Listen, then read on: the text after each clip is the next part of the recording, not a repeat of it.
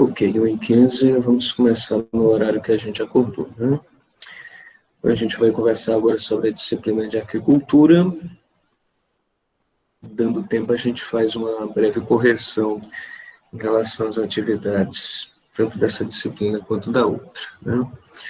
Eu vou buscar para vocês o material didático que foi disponibilizado, certo? Para que a gente possa agora ler juntos novamente, contextualizando os pontos mais relevantes.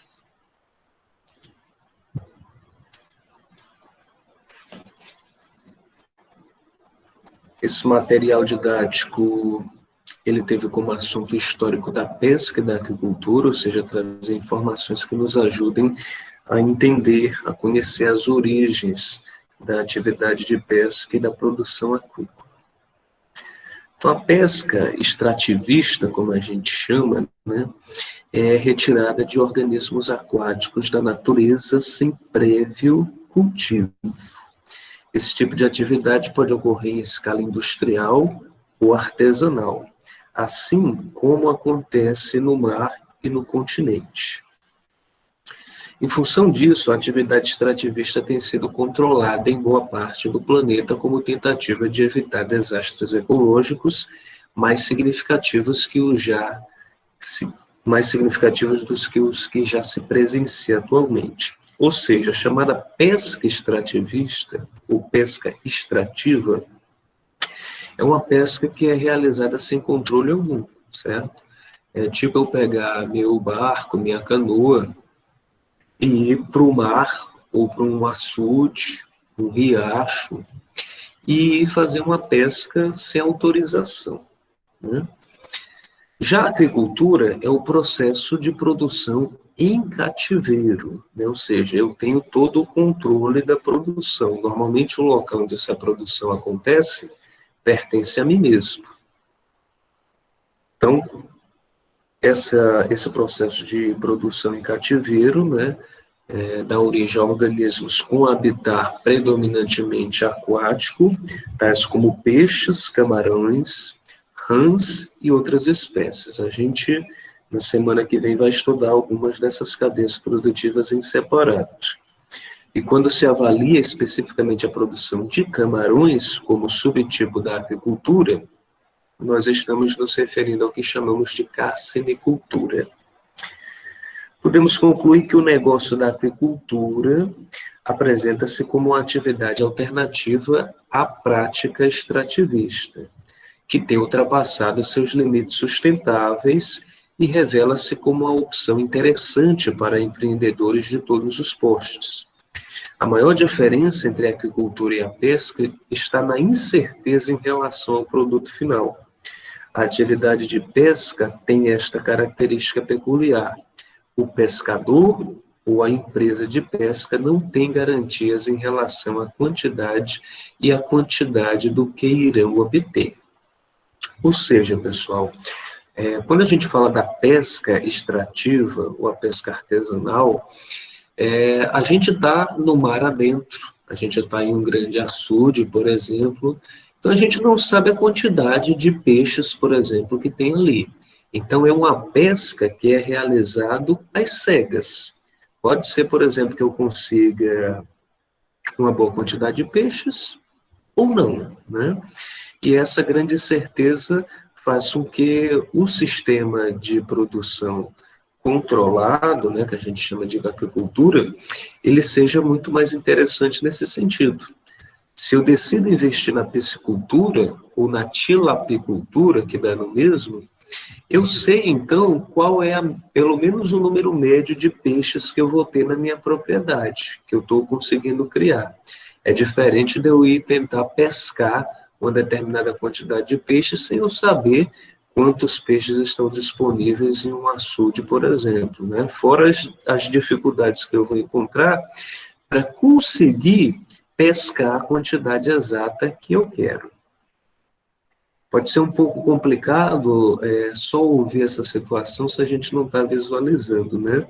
Tem muitos bons filmes americanos que mostram essa situação de pessoas, né, de empresas que vão mar adentro, por exemplo, pescar peixes, né, como, por exemplo, as sardinhas, ou peixes de porte maior, como o atum, e aí vivem nessa incerteza, e às vezes tem que passar vários dias no alto mar, né, tentando encontrar a quantidade certa para que consiga pagar os custos da viagem e, obviamente, conseguir algum lucro com isso.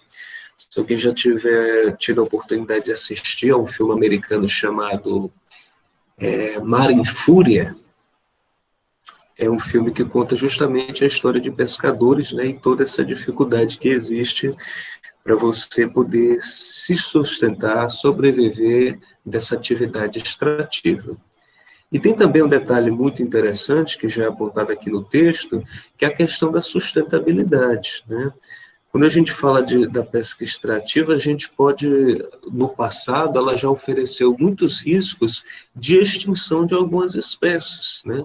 Inclusive das baleias, né, que é um animal imenso, mas que já esteve ameaçado, e algumas espécies de baleia até hoje estão ameaçadas. Por quê? Porque houve a pesca predatória, a pesca artesanal, extrativa de forma muito intensa, a ponto de que você acabou por eliminar diversas espécies, né? Então há uma preocupação de que ocorra mais a pesca no sentido da aquicultura, de forma controlada, do que você sair pescando aleatoriamente, porque sem o controle devido, a gente pode levar com que algumas espécies elas entrem em extinção. O próprio atum, que é um peixe muito apreciado, né, porque a quantidade de proteína que ele tem é imensa, é um peixe também muito saboroso e caro. Ele é um peixe que só pode ser pescado em determinados períodos do ano, né? Que as leis de diversos países elas restringem a pesca, porque se a pesca se manter durante todo o ano, todos os exemplares, né, todos os peixes dessa espécie vão acabar sendo pescados a ponto que você não vai dar possibilidade deles se reproduzirem, e obviamente aí nós temos uma quantidade de peixe suficiente para continuarmos nos alimentando. Então é preciso dar uma pausa no que diz respeito à pesca extrativa de vez em quando, para que a gente possa ter esse restabelecimento da sustentabilidade, né?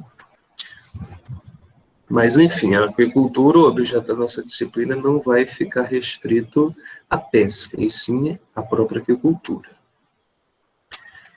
Assim, a impossibilidade de controle das variáveis que envolve a pesca extrativa a torna uma atividade incerta. São muitos os fatores que, recentemente, têm aumentado seu índice de incerteza.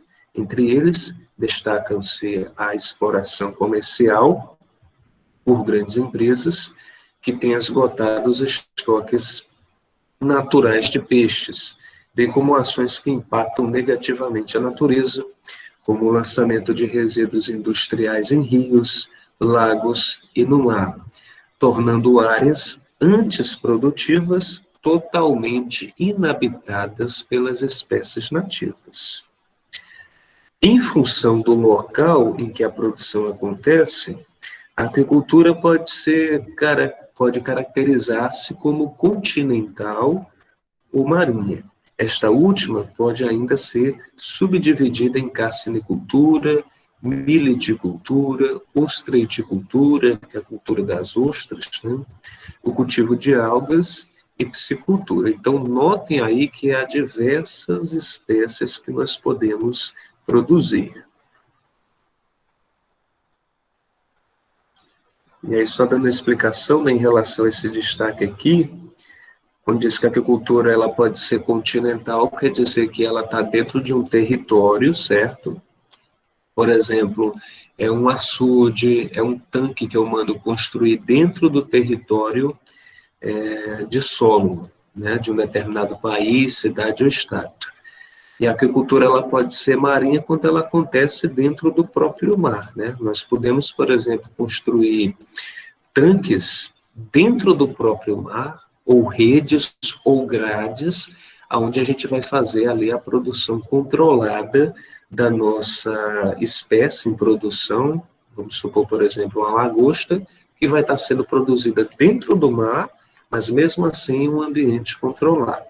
Para isso, obviamente, nós iremos precisar de autorização de uma prefeitura, de um governo do estado, porque o mar, ele meio que tem um sentido de ser público, né? Ninguém é dono do mar, né? Você pode ser dono de um território de litoral, como uma praia, mas o mar, ele pertence ao país, ao estado e à cidade a qual ele está pertencente. Então, você precisa de uma autorização para poder tomar essa atitude.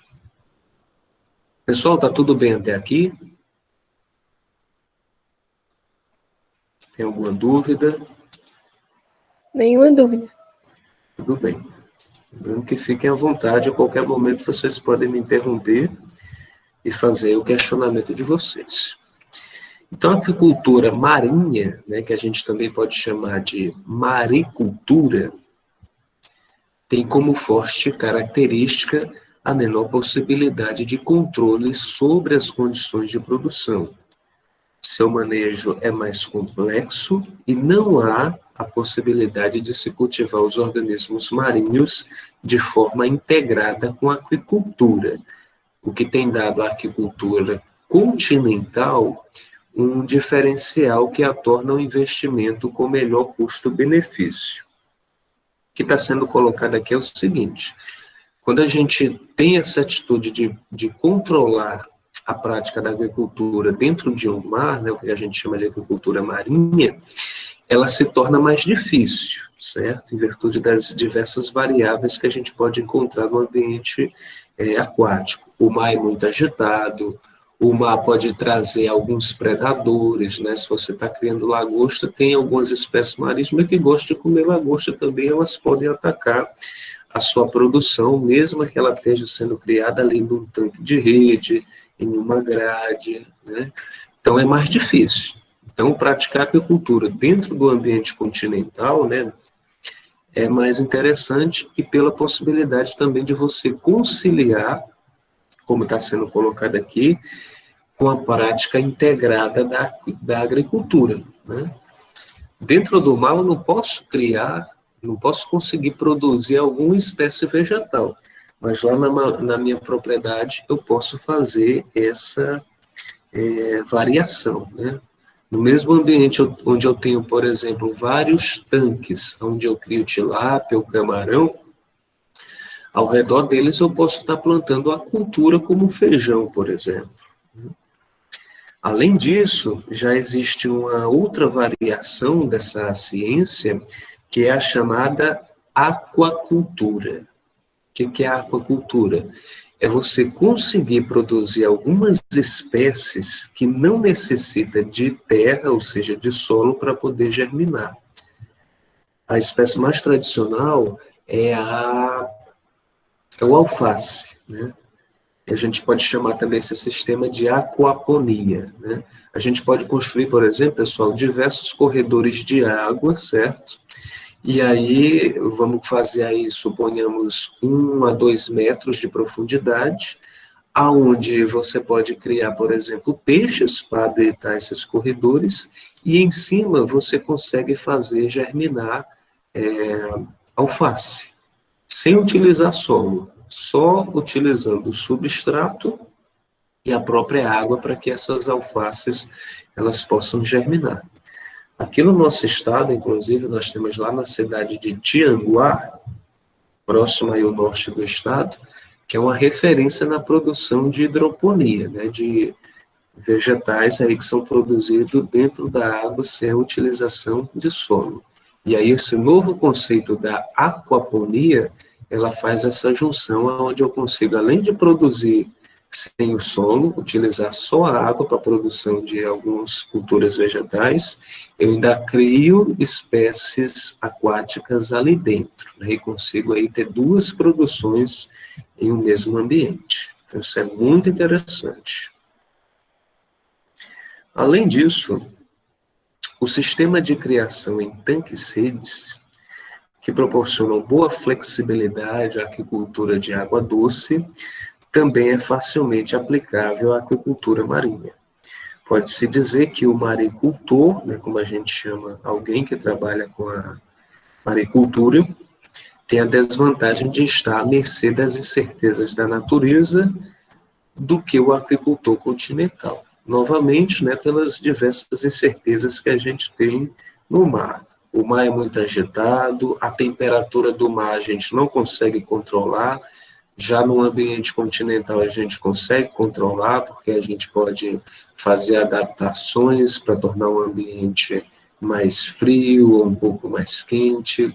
A gente tem diversos mecanismos, máquinas que podem oxigenar mais o ambiente aquático, coisa também que fica muito difícil de você poder realizar no mar. Então, só temos vantagens em adotar um sistema de aquicultura continental.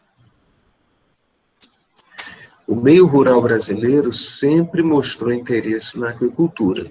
Entretanto, a falta de serviços de extensão e a longa estabilidade do sistema econômico, alinhados ao desconhecimento das técnicas de cultivo e ao preconceito contra o consumo de peixes cultivados, condicionam o lento desenvolvimento da piscicultura comercial. Ou seja, sempre houve o interesse de que o Brasil avance no que diz respeito à produção aquícola. Mas aí ainda existem muitas dificuldades. A primeira é essa aqui, que está sendo colocada, serviços de extensão. O que é serviço de extensão? Extensão rural é um serviço público onde um funcionário do governo ele vai até a propriedade rural levar informações para o produtor rural, ensinando a ele como gerenciar a sua propriedade, ensinando a ele a verificar pragas e doenças, ensinando ele novos métodos de cultivo. Então, o extensionista rural, que é como a gente chama esse profissional, ele é uma espécie de professor do homem do campo, né? E o ideal é que todo produtor rural ele tivesse acesso a um profissional como esse, mas infelizmente a quantidade de extensionistas que se tem é muito pequena em relação à grande quantidade de produtores rurais, né? Se tivéssemos mais extensionistas, certamente o produtor rural teria mais informação, teria mais incentivo para investir nessa atividade e, obviamente, esse setor cresceria. Outro problema aqui apontado é a longa instabilidade do setor econômico, ou seja, muitas vezes no nosso país há variação ao consumo de peixe, né? É diferente de uma carne como a de frango, a de gato e a de porco, que o consumo basicamente é o mesmo durante o ano inteiro. Normalmente o consumo de peixe no nosso país ele tem uma variação a ser mais interessante entre fevereiro a maio, que é justamente aí o período da chamada quaresma, né, pela Igreja Católica, período da Semana Santa, onde onde muitas pessoas escolhem se abster do consumo de carne e consomem mais o peixe, né? Então, há um grande aumento do consumo de peixe nesse período do ano, mas aí depois ele volta a cair. Isso faz com que alguns produtores rurais não tenham interesse de investir na produção. Então, o que a gente precisa? Quebrar esse preconceito que existe contra o consumo de peixes que são cultivados, ou seja, que não são pescados, para que a gente consiga desenvolver mais essa cadeia produtiva, a ponto de que o peixe ele se torna uma proteína básica na alimentação do brasileiro. Assim como a carne de frango, a carne de gado, o ovo, esses alimentos que a gente já consolidou no nosso prato principal, né? Que normalmente, né, na maioria dos brasileiros, está presente toda semana. E o peixe não, está de vez em quando. Dificilmente você vai encontrar alguém que consome peixe todos os dias. Aliás, toda semana. Então, considerando-se as qualidades nutritivas do pescado, o potencial de geração de empregos da indústria pesqueira, o baixo custo da produção de peixes em cativeiro, a depleção dos estoques pesqueiros naturais e o aumento da demanda de alimentos em função do crescimento populacional, a piscicultura é uma alternativa altamente viável para a agropecuária. Ou seja, quem investir nesse setor pode ter certeza que vai conseguir crescer, porque é um produto que está em falta no mercado, né? Se a gente tivesse mais acesso a esse produto, a gente teria mais consumo, né? Reparem como vocês encontram com facilidade nos supermercados, por exemplo, o peito de frango ou o bife de gato, já cortadozinho, separado numa bandeja, às vezes até temperado. E o peixe, dificilmente a gente encontra nessas condições. A partir do momento em que alguém decide colocar o produto no mercado, certamente se encontra compradores.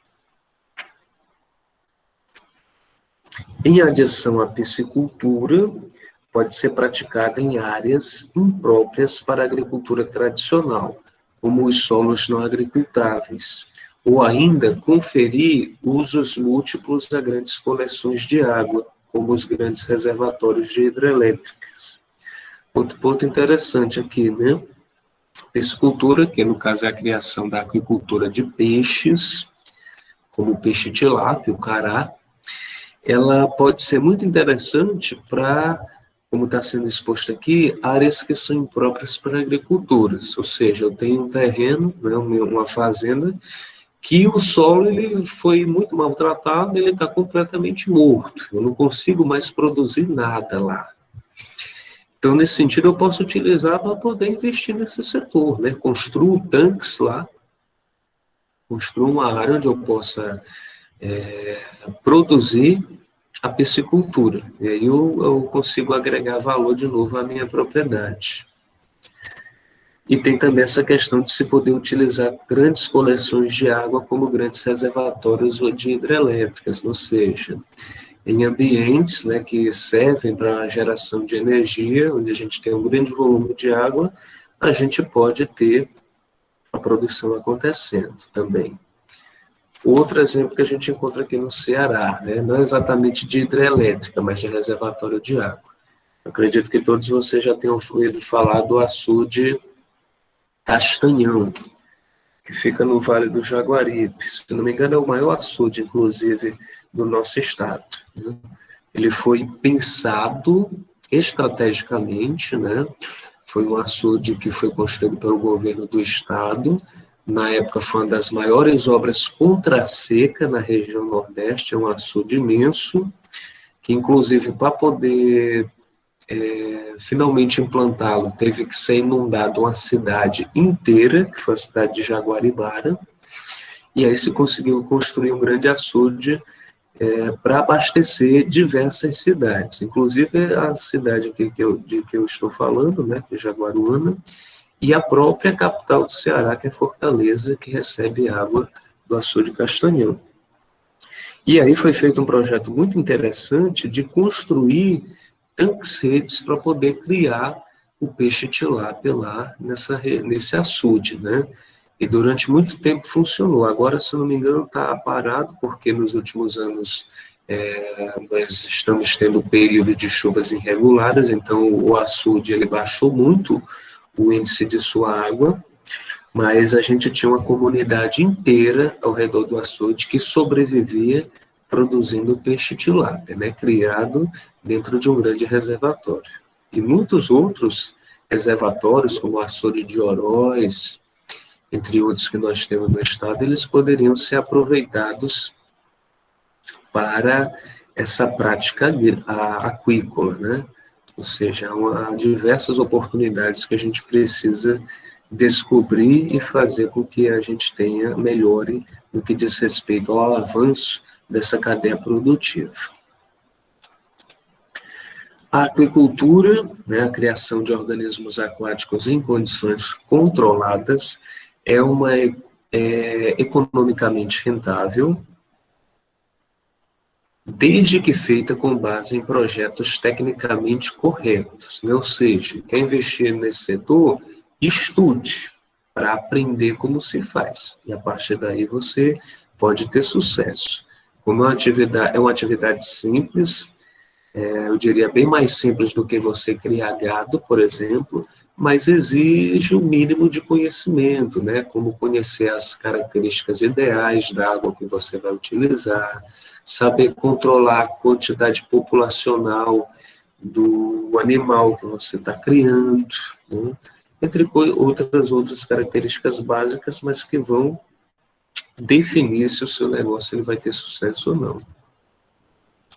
A aquicultura ela apresenta algumas limitações, como, por exemplo, necessita de um mercado favorável, de receptividade da população para aceitar as mudanças trazidas pela implantação de uma nova indústria, uma política que garanta o acesso dos produtores aos recursos naturais indiscriminadamente, né? Ou seja, sem ter preconceitos com a produção ou com os recursos que são utilizados. A disponibilidade regional de alevinos. O que são alevinos? É como se fossem espermatozoides, digamos assim, dos peixes, certo? É quase como se fossem as chamadas piabas. O peixe em um estágio bastante embrionário. E aí a gente cria esses alevinos, eles vão nascer, vão dar continuidade ao seu crescimento, ao seu desenvolvimento, e vão se transformar nos peixes de maiores portes. Também é preciso haver disponibilidade de alimento, para alimentar tanto os alevinos quanto os peixes já formados, né? E aí normalmente se utiliza como alimentação principal uma ração. Também precisa-se de equipamentos, materiais, serviços de extensão e controle sanitário, né, de forma a garantir a qualidade do produto. De crédito, ou seja, de bancos ou cooperativas que estejam dispostas a emprestar dinheiro para o produtor rural que quer investir na atividade. E o mercado financeiro favorável, né? Pessoas que querem comprar o produto, pessoas que querem comercializar. Finalmente, para a implantação de uma aquicultura, é necessário que os indicadores econômicos sejam favoráveis à obtenção de lucros na atividade. Ao iniciar um investimento como esse, normalmente é bastante caro, né? Uma agroindústria, por exemplo, que faça o processamento do peixe para vender o filé, por exemplo, ela não pode ser criada por menos de cerca de R$300 mil, né? Então, é preciso haver realmente um estudo que comprove que no local que você quer implantar essa agroindústria, tenha pessoas dispostas a comprar, a comercializar, a ser cliente, para que esse investimento, ele de fato consiga se pagar no futuro. E os recursos hídricos abundantes, ou seja, a grande quantidade de água que existe no nosso país, seja nos próprios mares, seja através de rios, açudes, riachos, igarapés, bem como o clima tropical e as diversas espécies de peixes que apresentam aptidão para poder ser produzido pela piscicultura, criam no Brasil um bom potencial para a produção de peixes, sem concorrer em espaço físico com a agropecuária. Entretanto, antes de se lançar na prática da agricultura, devemos considerar os prós e os contras da atividade mencionada ao longo do texto, né? Na verdade, a gente precisa considerar os prós e contras em qualquer outra atividade, né? Assim, nas próximas aulas, nas próximas semanas, a gente vai discutir aí as diferenças entre as principais atividades da aquicultura, né? Primeiro a gente vai estudar a piscicultura, que é a que é mais praticada no nosso país e que a gente tem também, novamente, um grande potencial de poder otimizá-la. Deixa eu fechar aqui e voltar para vocês. E aí eu gostaria de saber se o texto estava claro, se teve algum contexto aí que vocês não entenderam. Algum ponto interessante que vocês gostariam de destacar? Alguma dúvida?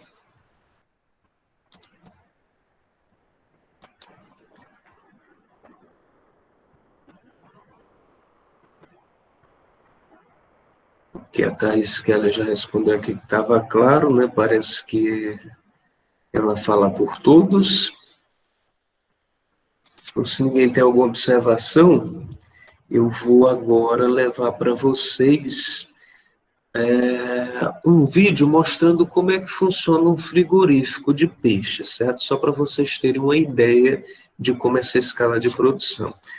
No material da próxima semana, a gente vai ver como é que funciona a piscicultura, como é que a gente pode criar, né, um peixe como a tilápia em um ambiente controlado, quais os critérios.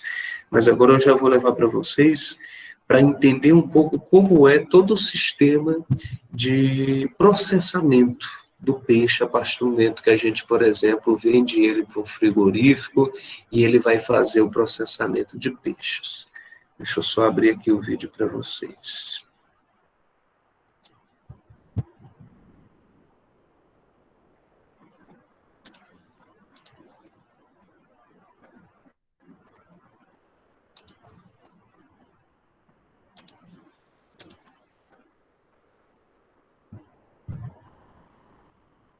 Aqui o progresso chegou impulsionado pelo agronegócio. Esta é Palotina, cidade com cerca de 30 mil habitantes, que fica na região oeste do Paraná, uma das maiores produtoras agrícolas e de frango do país. E agora a região quer ser referência também na produção de peixes. Para isso, a cooperativa do município construiu o maior frigorífico de peixe do Brasil. São mais de 10 mil metros quadrados de área construída, com capacidade para abater 75 mil tilápias por dia, um dos peixes mais consumidos pelos brasileiros. No futuro, a produção pode ser ampliada e chegar até 600 mil unidades por dia.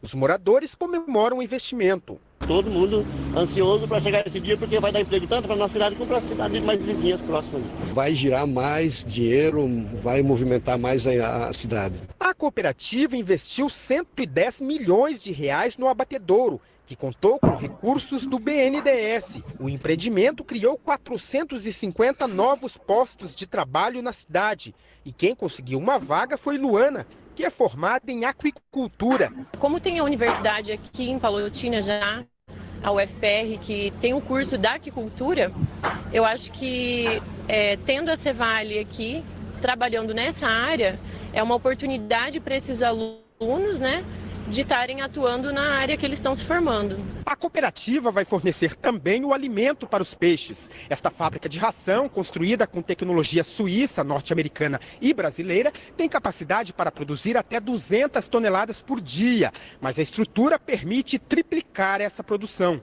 A produção de peixe será destinada ao mercado nacional, mas a expectativa é que no futuro seja exportada. A inovação será a marca deste empreendimento. O novo abatedouro contará com tecnologia de 8 países. Acreditamos que o crescimento da demanda por carne de peixes, questões ambientais e o expressivo ganho de escala de produção do sistema superintensivo vão viabilizar esse novo modelo de criação de peixes. Durante a inauguração do frigorífico, o presidente Michel Temer destacou a importância do agronegócio para a economia do país. E esta ideia de cooperativa é uma ideia que serve, e eu sei que há outras aqui no Paraná, mas é ideia muito forte para o nosso país. Porque o que nós mais precisamos hoje é de cooperar entre nós, entre todos os brasileiros. Os senhores e senhoras têm sustentado o PIB brasileiro. Não fosse a atuação dos senhores, neste ano nós estaríamos numa situação muito negativa. E já começamos a ter uma posição positiva. E isso se deve precisamente à atividade do agronegócio, da agricultura, daquilo que os senhores fazem no campo. Pelas redes sociais, o presidente afirmou ainda que o Brasil está de volta aos trilhos e que as famílias estão tendo o seu poder de compra protegido e que ao visitar um empreendimento como a cooperativa de Palotina, o Brasil que produz, que prospera e que gera oportunidades é valorizado.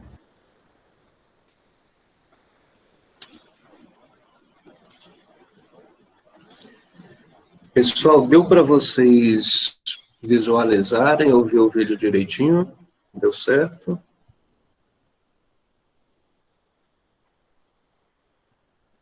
Sim. Ótimo. Bem, acho que deu para perceber, né, pessoal, que os números impressionam, né? Quantos empregos podem ser gerados, quantos negócios surgem.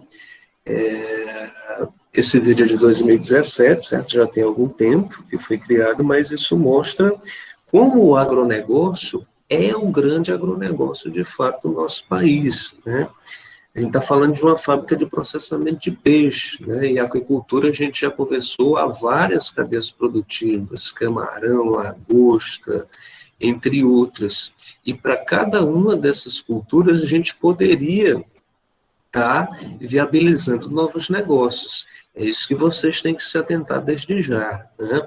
Se por acaso você não está se identificando com uma pessoa que vai fazer uma faculdade, ou com uma pessoa que quer entrar logo no mercado de trabalho, analise a terceira possibilidade que a escola profissional possibilita a vocês, que é a de ser um empreendedor, né? Vocês veem que essa fábrica, ela está numa cidade que é de interior, certo? Não é uma das cidades metropolitanas lá no Paraná, e justamente é em cidades de interior que estão também novas oportunidades de desenvolvimento, né? Imagine uma empresa, não precisa nem ser do porte como ela, que realmente é gigante, mas em uma menor escala, numa cidade como a de vocês, faz uma diferença incrível, pessoal. Uma empresa que, mesmo que consiga empregar 50, 70, 100 pessoas, ela já dá uma contribuição imensa para a economia do município e pode ter potencial de crescimento ainda mais, né? Por mais que a gente tenha empresas como essas espalhadas pelo país, nós ainda não damos conta de oferecer um produto como o peixe tilápia para abastecer o mercado, né? Eu tiro por mim mesmo. Eu sou apaixonado por peixe. Se eu pudesse comer peixe toda semana, eu comeria. Se eu for no mercado aqui da cidade, eu posso até encontrar em um determinado dia da semana o peixe fresco.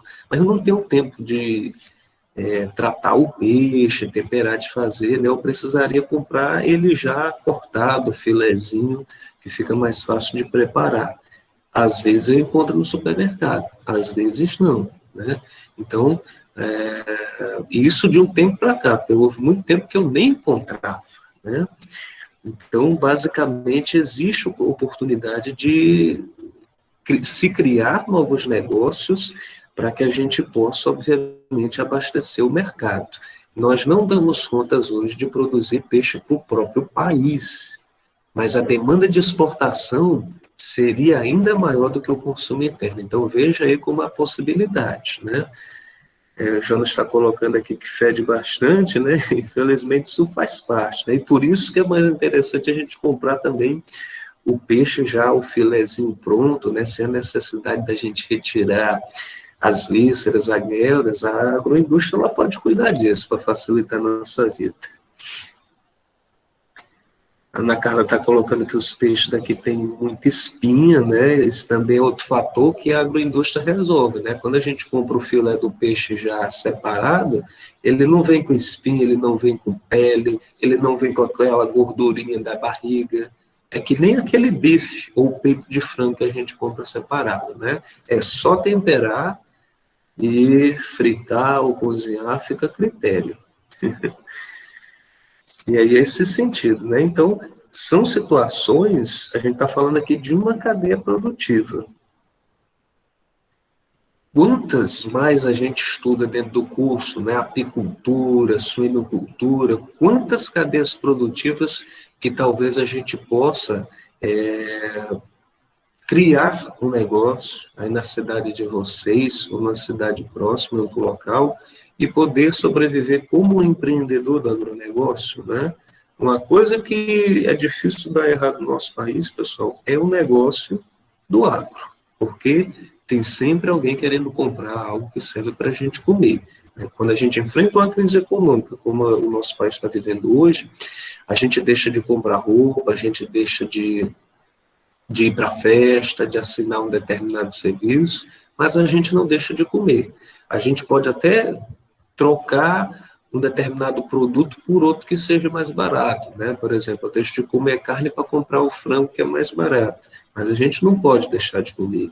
Então, o agro é um negócio que sempre vale a pena investir e vão estudando, se aprofundando para ver se vocês não têm uma afinidade aí para querer ser empreendedores, né? E não se iludam com essa conversa que muitas vezes existe, de, mas tem que ter bastante dinheiro para poder investir num negócio como esse. De fato, se precisa de dinheiro. Mas não pensem vocês que todo grande empreendedor, seja do agronegócio ou do outro, surgiu porque já era rico, não. Tem muita gente que começou do zero, né?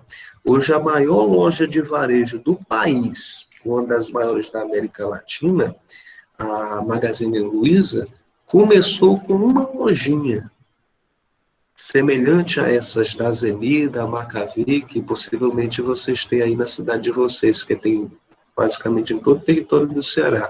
Uma lojinha. E hoje, basicamente, tem em todos os estados do país, né? Isso em cerca de 50 anos depois. Como é que isso acontece? Gestão, né? É saber como gerenciar o negócio que faz a diferença para que se possa crescer em um determinado setor e, obviamente, se consiga o sucesso empresarial. Além disso, os bancos e as cooperativas de crédito, eles querem e servem para emprestar dinheiro, né? E eles emprestam dinheiro para produtor rural, para investir em um negócio que seja lucrativo. E aí, da mesma forma que você compra um celular e vai pagando a prestação, você vai pagando o seu empréstimo à medida que o seu negócio ele vai se consolidando no mercado, né? Então, é bom que a gente esteja atento, né, a essas possibilidades e compreendam que, quem sabe, daqui a alguns anos, né, vocês mesmos possam ser empreendedores do setor. Ou se não, pelo menos estar atento a essas possibilidades para poder alertar, por exemplo, quem sabe vocês ocupem um cargo de extensionista rural numa EMATES, numa Secretaria de Agricultura, por exemplo, né?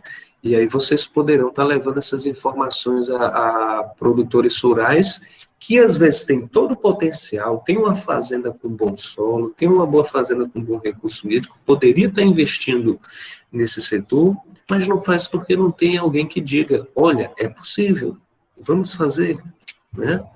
Basicamente é isso.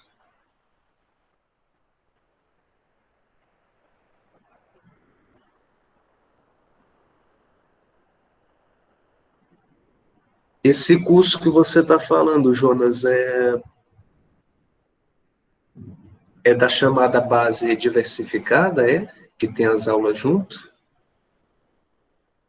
com as demais disciplinas na escola?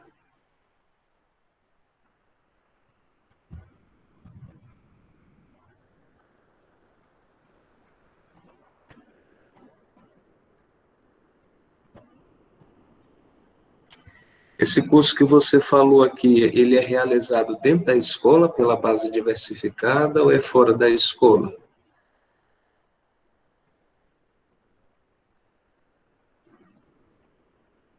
Foi na própria escola. Mas vocês não tiveram, não, pelo ensino remoto, continuidade?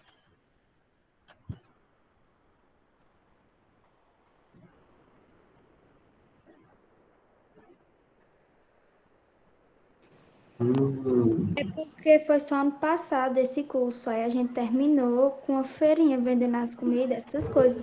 Aí Feira do Empreendedor. Pessoal, eu acho, não tenho certeza não, viu? Mas se não me engano, essa disciplina aí, ela vem junto com a conclusão do ensino médio, viu? Se não me engano, quando vocês se formam, vocês recebem o diploma de técnico, o certificado do ensino médio, e aí vem junto à grade curricular essa disciplina. Eu acho que é a parte, viu? Acho que vocês recebem no final do terceiro ano. Mas aí, quem tiver mais interesse, certo, quiser se aprofundar no assunto, lá no 3º ano a gente tem também uma disciplina de projetos de empreendedorismo rural. Agora, se vocês querem mais certificados à parte, vocês podem procurar aí depois na internet Senar EAD.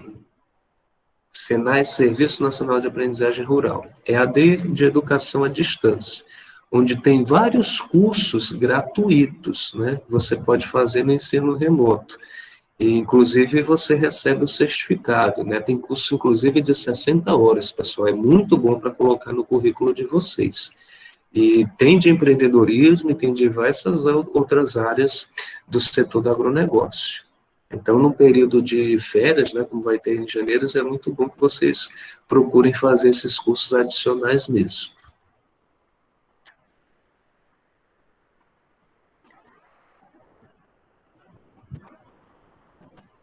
Depois você pode ver, Jonas, com os coordenadores da escola, né, eu acredito que se vocês cumpriram, certamente vai ser dado ainda, né? Pode ter sido apenas algum problema de atraso, de processo burocrático, mas acredito que é por aí. Bem, vamos dar uma olhadinha então no exercício, né? A gente encerrou hoje o prazo da entrega. Vamos dar uma olhadinha no exercício que a gente ficou de resolver até hoje. Deixa eu abrir ele aqui para vocês.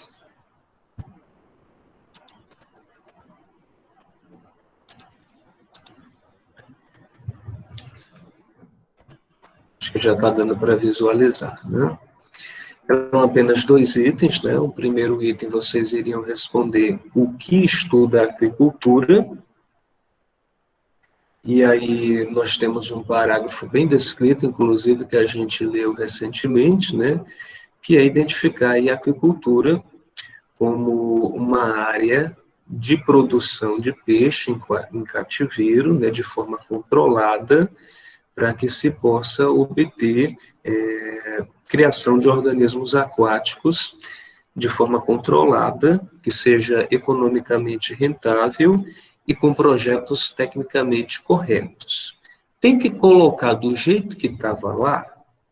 Não, né? Você pode construir com suas próprias palavras, mas aí não esquece de colocar essas palavras-chave, né? Criação de organismos vivos dentro de ambiente controlado, né?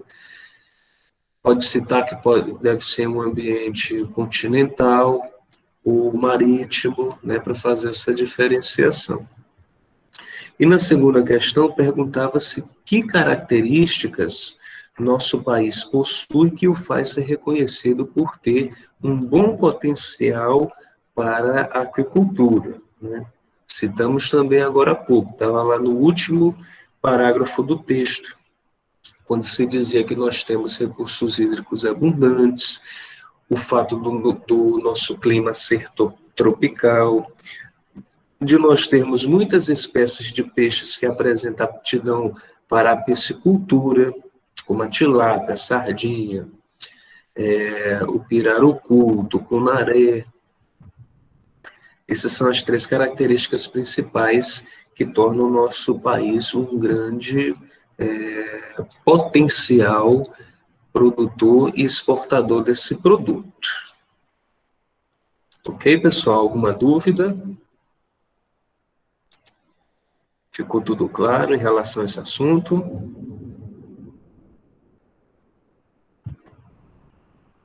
Sim. Beleza. Então, só para concluir, vamos dar uma olhadinha lá no exercício também, como a gente acordou, da disciplina de Sistema Agrossilvopastoris. Só um segundinho enquanto eu abro aqui para vocês.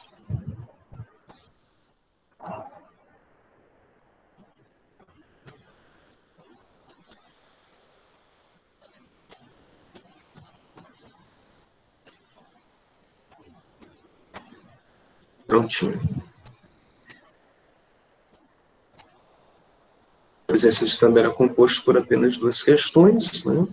Na primeira se questionava o seguinte: sabendo que um agroecossistema e sua produção agrícola e pecuária alcança sustentabilidade, quando se fundamenta no uso limitado dos recursos naturais e na restauração da estabilidade dos ciclos biogeoquímicos, escreva os 4 princípios da agricultura sustentável, né? Que inclusive a gente voltou a conversar sobre eles hoje de manhã. E aí eu gostaria de ouvir de vocês. Alguém lembra? Está aí com a resposta na ponta da língua? Eu coloquei sustentabilidade, equanimidade, estabilidade e produtividade. Exatamente. Resposta perfeita e completamente coerente. Já na segunda questão, era feita a seguinte indagação. Com suas palavras, escreva o que você entendeu sobre os sistemas agroflorestais.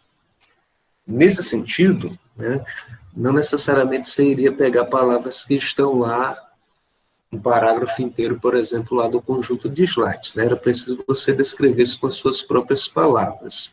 Alguém aí está com um caderno e gostaria de descrever o que colocou?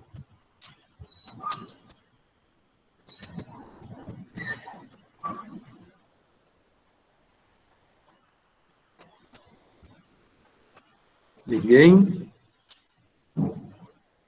Eu acredito que todos responderam. Não lembro não que eu coloquei. Eu não no caderno não. Pronto, mas sobre o que até a gente reforçou na aula de manhã, o que seriam sistemas agroflorestais? Como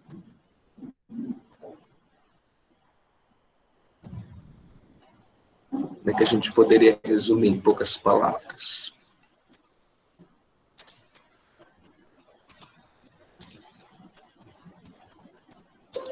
Posso falar? Pode sim, fica à vontade.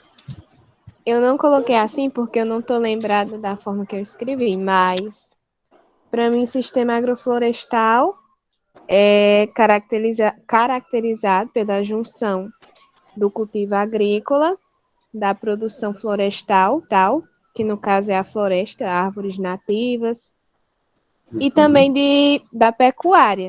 Pode ter a criação pecuária e agrícola, ou uma das duas de forma simultânea, né?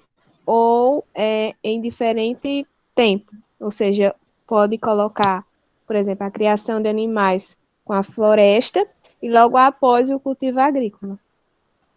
Muito bem, perfeita descrição, né? Os sistemas agroflorestais, eles vão ter essa grande diferenciação a outros sistemas por nós termos mais de uma atividade sendo produzida, né?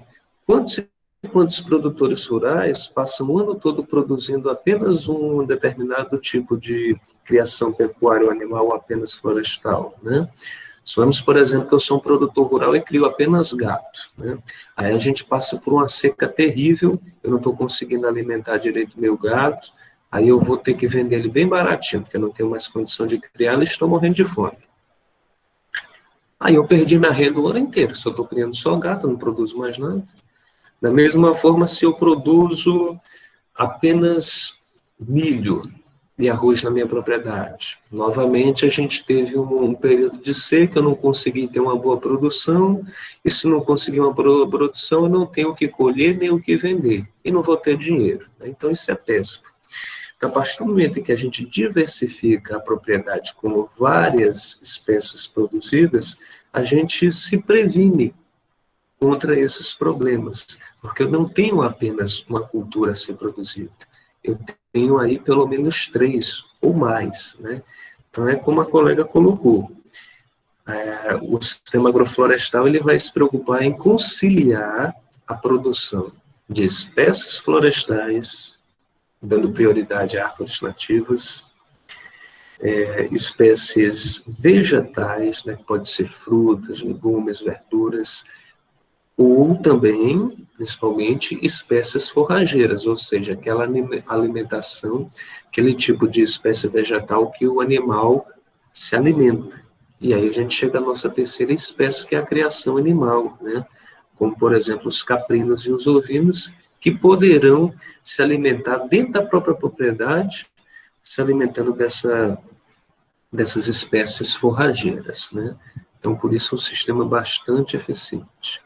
É basicamente isso, né? As atividades eram compostas apenas por essas duas questões, que eram bem simples, e é exatamente esse o meu objetivo, né? Fazer o material didático o mais simples possível para que vocês não tenham dificuldade em encontrar essas informações e, principalmente, que vocês consigam aprender, assimilar essas informações para que vocês consigam reconhecer elas quando foram citadas em jornais, em algum vídeo que vocês estão vendo, e, obviamente, conseguir enxergar tanto os sistemas agroflorestais quanto os assuntos ligados à aquicultura no nosso cotidiano daqui para frente, certo? Mais alguém gostaria de fazer alguma observação em relação ao conteúdo? Ou alguma última dúvida a ser tirada?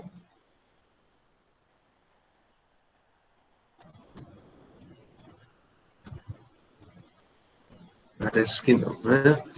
Então, ok, pessoal.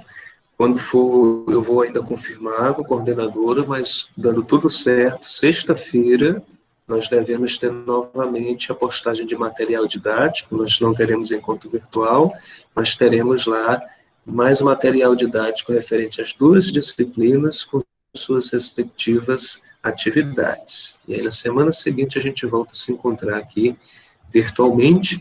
E não esqueça, qualquer dúvida, né, entre em contato pelo WhatsApp, que eu estou aí à disposição. Eu vou colocar aqui o formulário da frequência, para que vocês possam registrar a presença de vocês no encontro de hoje, né? Agradeço a participação e a presença aqui comigo. Desejo um bom final de semana a todos. Um grande abraço e até a próxima.